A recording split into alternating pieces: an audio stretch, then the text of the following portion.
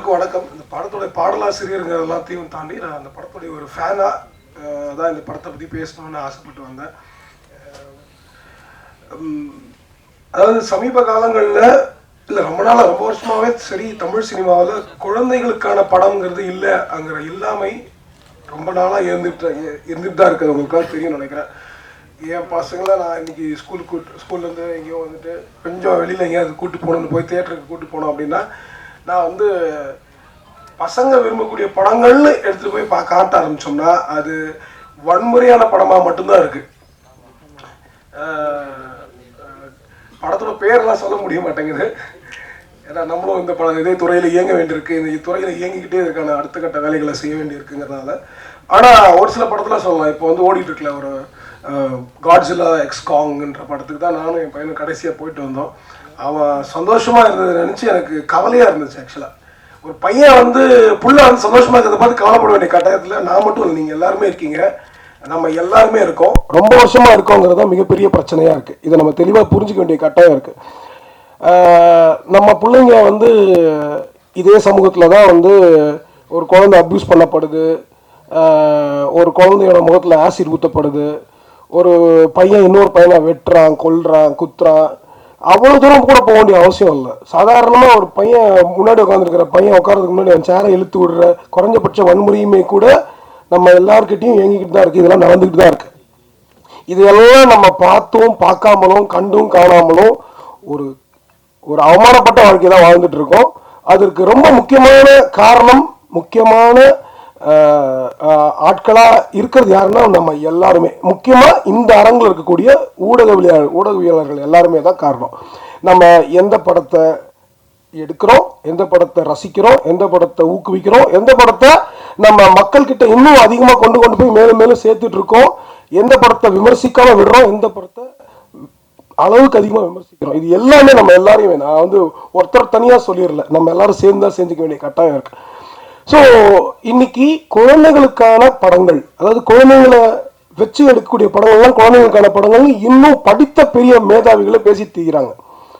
குழந்தைங்களை வச்சு எடுத்துக்கிட்டு இருக்கிற படங்கள், அதாவது படத்தில் குழந்தைகள் வந்துட்டாங்கன்னாலோ குழந்தைங்களை பற்றின சப்ஜெக்டை வச்சு ஒரு படம் வந்துருச்சுனாலே கூட அதை வந்து குழந்தைகளுக்கான படங்களாக நம்ம நினச்சிட்டு இருக்கோம். குற்றம் கடிதல் என்னோட திரைப்படம் அது குழந்தைகளுக்கான படம் கிடையாது, குழந்தைகளை பற்றிய படம். ஆனால் குழந்தைகளுக்கான படங்கள்னு நீங்கள் பார்த்தீங்கன்னா கடைசியாக எந்த படம் எனக்கே தெரியல. யோசிச்சு பார்த்தா அப்படிப்பட்ட படங்கள் ரொம்ப குறைவான படங்கள் தான் வந்துகிட்டு இருக்கு. அந்த வரிசையில் ரொம்ப வருடங்கள் கழிச்சு குழந்தைகளுக்கான படமாக குரங்கு பெடல் வந்திருக்கு. அது ரொம்ப பிடிச்ச படமாக எனக்கு இருக்குது பர்சனலாக.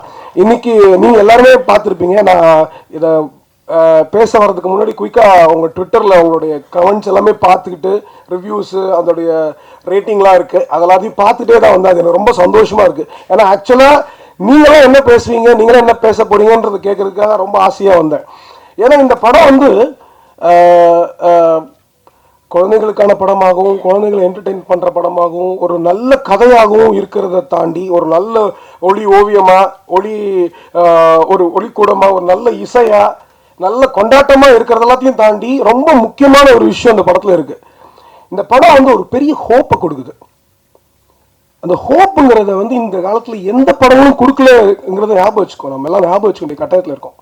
அந்த ஹோப் ரொம்ப முக்கியம். ஏன்னா அந்த ஹோப் இல்லாத போது தான், எப்படி நிழல் இல்லாத போது வெயிலில் நிற்கும் போது நிழலோட அருமை தெரியுமோ, அது மாதிரி ஹோப் இல்லாத போது தான் அதோடைய பிரச்சனை என்னன்றது நமக்கு தெரிய ஆரம்பிக்கும். இப்போ வெயிலுக்கு நம்ம எல்லாரும் மழை இல்லாததோடைய தன்மையை புரிஞ்சுட்டு இருக்கிற மாதிரி அப்போ தான் அதோடைய பிரச்சனை புரியும். அது மாதிரி இது வந்து இந்த படம் வந்து ஒரு பெரிய ஹோப்பை கொடுக்குது. சில்ட்ரன் ஆஃப் ஹெவன்ற ஒரு படத்தை நம்ம எல்லாருமே கேள்விப்பட்டிருப்போம். அந்த சில்ட்ரன் ஆஃப் ஹெவன் படம் வந்து ஒரு பந்தயத்தை, ஒரு போட்டியை எப்படி பார்க்கணும்னு ஒரு தியரியை வச்சிருந்துச்சு அந்த படத்தில். அதை விட ரொம்ப சிறப்பான ஒரு தியரியை குரங்கு பெடல் ஒரு பந்தயத்தை எப்படி பார்க்கணும் அப்படிங்கிறத கொடுத்துருக்கு.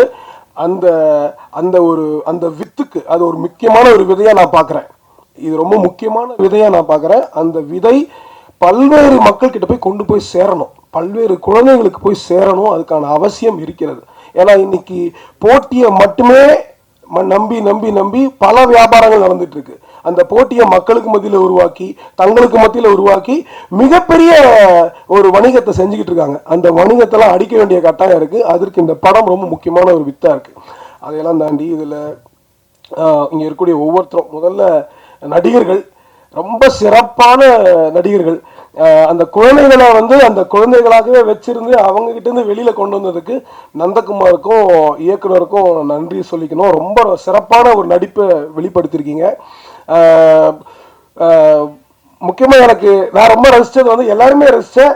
அதில் எனக்கு ரொம்ப ஃபேவரட் யாருன்னா நீதிமாணிக்கம் சார் தான். அந்த ஒரு சினிமாவிலலாம் இப்போ இந்த பெரிய பெரிய சினிமாக்கள்லாம் வில்லன்கள் அப்படியே சிகரெட் அப்படியே பற்ற வச்சுட்டு திரிவாங்க. அது மாதிரி ஒரு ஐஸ்கிரீமை பற்ற வச்சுட்டு அப்படியே ஸ்டைலாக சுற்றிட்டு இருப்பாரு. ரொம்ப பிடிச்சிருந்துச்சு, ரொம்ப என்ஜாய் பண்ணேன். நீதிமாணிக்கங்கிற கேரக்டரோட பேர்லேருந்து அதுக்கு பின்னாடி இந்த தியரியிலேருந்து அவர் நடித்த விதம், அவர் கூட சேர்ந்து இப்போதான் ஞாபகத்துக்கு வருது. இந்த பையன் முதல்ல மறந்து போச்சு, இப்போதான் ஞாபகத்துக்கு வருது இவர் யாருன்றது. எங்கே அந்த கூட பையனோ பையன் வருவானே அப்படின்னு சொல்லிட்டு இந்த பையனோட நடிப்பு, அதாவது அவனை ஏற்றி விட்டு அவங்க கூடயே சுற்றிட்டு இருக்கிற அந்த ஒரு கேரக்டர். ஸோ இவங்க எல்லாருமே ரொம்ப சிறப்பாக நடிச்சிருந்தாங்க. அவர் மாரியப்பன் ஆகட்டும், அங்கு ஆகட்டும், அந்த நம்பால் அவர் தான் பயங்கரமான ஃபன்னு. அதில் அவர் முழிக்கிற சீரியஸாக ஷாக்கில் முழிச்சிட்டே இருப்பாப்புல. அது நடுவில் கொஞ்சம் பக்கத்துக்கான ஒரு படம், அந்த படத்தில் ராஜ்னு ஒரு ஆக்டர் நடிச்சிருப்பாரு. அவர் பார்க்குற பார்வையில் தான் காமெடியே இருக்கும். சுற்றி நின்று பார்க்குற ஃபன்னை விட அதே மாதிரி அவர் பார்க்குற பார்வையிலே ஒரு ஃபன்னு, பயங்கரமான ஃபன்னு உருவாகிருக்கும். ஸோ நடிகர்கள் அதுக்கப்புறம் தமிழ் சினிமாவில் நிறைய இடங்களில் நிறைய நேரங்களில் நல்ல நல்ல நடிகர்கள்லாம் வந்துட்டு இருப்பாங்க. அப்படிப்பட்ட சிறந்த நடிகர்களில் ஒருத்தராக காளி வெங்கட் இருக்கிறாங்க. பயங்கரமான நடிகர், அவர் பயங்கர சிறப்பான நடிகர். அவரோட ப்ரெசன்ஸே ஆக்சுவலாக அந்த இடத்துல ரொம்ப ஒரு வித்தியாசத்தை உண்டு பண்ணியிருக்கு. ஒரு இயல்பாக நடிக்கிறதோடு மட்டும் இல்லாமல் சரியான மாற்றங்களை, மனமாற்றங்களை முகத்தில் கொண்டு வரதுங்கிறது அது சாதாரண விஷயம் இல்லை. ரொம்ப சிறப்பாக செஞ்சுருக்கீங்க, ரொம்ப நன்றி. அது பெரிய இந்த படத்துக்கு மிகப்பெரிய பலம் காளி வெங்கட். அது மட்டும் இல்லை, அதில் வந்த மற்ற நடிகர்கள், அம்மாவாகட்டும், அக்காவாகட்டும், அதுக்கப்புறம்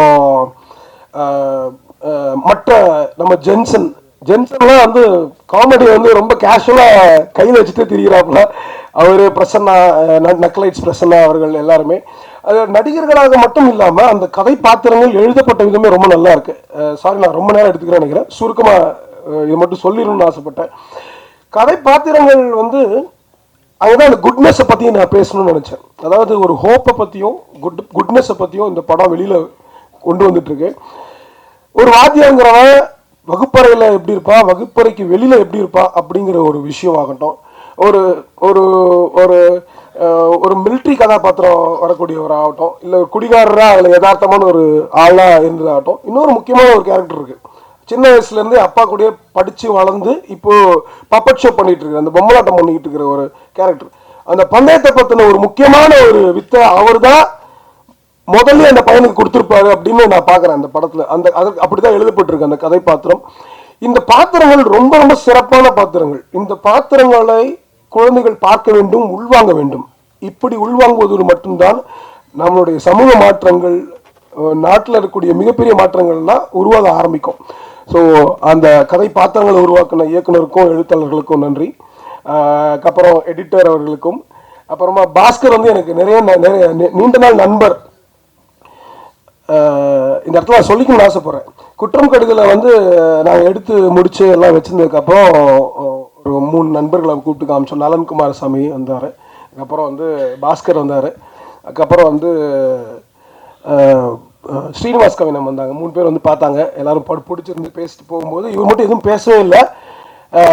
எந்திரிச்சு சட்டுன்னு ஒரு 500 ரூபாய் எடுத்து கொடுத்தாரு. உங்களுக்கு இந்த படத்துக்கு நிறைய காசு கிடைக்கும், ஆனால் நாம் கொடுக்குற முதல் காசு இதுதான் அப்படின்னு சொல்லி, அதாவது ஒரு படத்தை எப்படி விரும்புகிறாங்க, அந்த மனம் என்னவா இருக்கு அப்படிங்கிறதுக்கு எங்களுக்கு முதல்ல கிடைச்ச அந்த உற்சாகம். அதுக்கப்புறமா நிறைய அவார்டு வந்துச்சு, படம் வந்துச்சு, ஏதோ வந்துச்சு. ஆனால் எங்களுக்கு கொடுத்த முதல் ரெக்கக்னிஷன் எங்கள் பாஸ்கர் தான், ஒளிப்பதிவாளர். அந்த அன்பை தான் நாங்கள் எப்படி ஈடு கட்ட போகிறோம்னே தெரியல. அதுக்கு தான் இன்னும் தவிச்சிட்டே இருக்கோம். மிகப்பெரிய ஒரு ஒரு ஒரு படத்தோட விரும்பிங்கிறது மட்டும் இல்லாமல் ஒளிப்பதிவாக நீங்கள் மிக சிறப்பாக பண்ணியிருக்காரு. ரொம்ப திருப்தியான ஒரு ஒளிப்பதிவாக இந்த படத்தில் இருக்குது. யங்கர் ஜென்ரேஷன் ரொம்ப என்ஜாய் பண்ணுறாங்க. நான் நிறைய இன்னைக்கு பசங்களை பார்க்க வேண்டிய வாய்ப்பு இருந்துச்சு. குரங்குபுரத்தில் ட்ரெய்லர் காமிச்சேன். நிறைய சின்ன பசங்க சினிமாட்டோகிராஃபி நல்லா இருக்குன்னு சொன்னாங்க, சின்ன பசங்க. ஸோ உங்கள் எல்லாருக்கும் வாழ்த்துக்கள். அப்புறம் நண்பர் ஜிப்ரான் அவர்கள், ஜிப்ரானுக்கு வந்து எப்படி நன்றி சொல்கிறேன்னு தெரியலை. ப்ளஸ் இது வெரி ப்ளசண்ட்டான ஒரு அனுபவமாக இருக்குது. எடிட்டிங்க்கு முன்னாடியும் எடிட்டிங்க்கு அப்புறமாவும் படம் ரொம்ப சிறப்பான ஒரு படமாக அமைஞ்சிருக்கு. சொன்ன மாதிரி எனர்ஜெட்டிக்கான ஒரு படமாக மாறி இருக்கு. அது ரொம்ப நன்றி.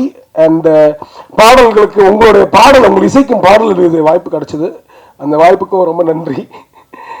அதை பற்றி நீங்கள் பேசுவீங்கன்னு நான் பிரியப்படுறேன். ஏன்னா நான் பேசக்கூடாது, இப்போ அதை பற்றி நீங்களே பேசிடுங்க மரியாதையா. ஓகே. ஸோ அடுத்தது, இது ஒரு படம் வந்து ஒரு விதையா இருந்துச்சுன்னாலும் இந்த விதைக்கோடைய விதையா இருந்தது ராசி அழகப்பன் ஐயாவுடைய கதை. அது உண்மையிலேயே அது அந்த படத்தில் வரக்கூடிய டைலாக் மாதிரி படம் என்னவா இருந்தாலும் அந்த விதை அவர் போட்டது தான், அதை மாற்றுக்கிறது இல்லை. ஆனால் அதில் ரொம்ப சந்தோஷமான விஷயம் என்னன்னா, அதை சின்ன வயசுல இப்போ அவர் சொன்ன மாதிரி அந்த 6ஆம் கிளாஸ்ல நடந்த அனுபவத்தையே அதை பதிவாக செஞ்சதுங்கிறது வந்து இந்த படத்தில் இன்னும் வெளிப்பட்டுட்டு தான் இருக்கு. அந்த குழந்தைத்தன்மை அது வந்து எனக்கு என்ன, கமலக்கண்ணனுக்கு வந்து இப்படிப்பட்ட ஒரு குழந்தைத்தன்மை இருக்கனால என்னால் அதை கண்டுபிடிக்க முடியல. ஆச்சரியமா இருந்துச்சு. ஆனால் அந்த கதைக்கான வித்து உங்ககிட்ட கூட இல்லை, உங்களுடைய 6ஆம் கிளாஸ் அந்த அந்த வயசுல இருந்த பையன்கிட்ட தான் இருந்திருக்கு. ஸோ அதில் இருந்த வித்து தான் இவ்வளோ பெருசாக வளர்ந்துருக்கு, இவ்வளோ பெரிய ஆலமரமாக இருந்திருக்கு. உங்களுக்கும் நன்றி. இதெல்லாம் தாண்டி இவ்வளவு பேர் இதில் வேலை பார்த்துருந்தாலும் இன்னைக்கு இத்தனை பேர்கிட்ட கொண்டு போய் சேர்க்கறதுக்கு இந்த படத்தை வாங்கின, இந்த படத்தை எடுத்து மக்கள்கிட்ட கொண்டு போகிறதுக்கான அந்த முயற்சியை எடுத்திருக்கிற சிவகார்த்திகேயன் அவர்களுக்கு ரொம்ப ரொம்ப ரொம்ப நன்றி. ஏன்னா இந்த குட்னஸை அவர் ஒரு இடத்துல இருந்து அதை புரிஞ்சுக்கிட்டு அதை வெளியில் கொண்டு வந்துடணும்னு நினச்சிருக்காரு, அந்த ஹோப்பை வெளிப்படுத்தணும்னு நினச்சிருக்காரு. Hats off to him. Thank you so much. அனைவருக்கும் நன்றி.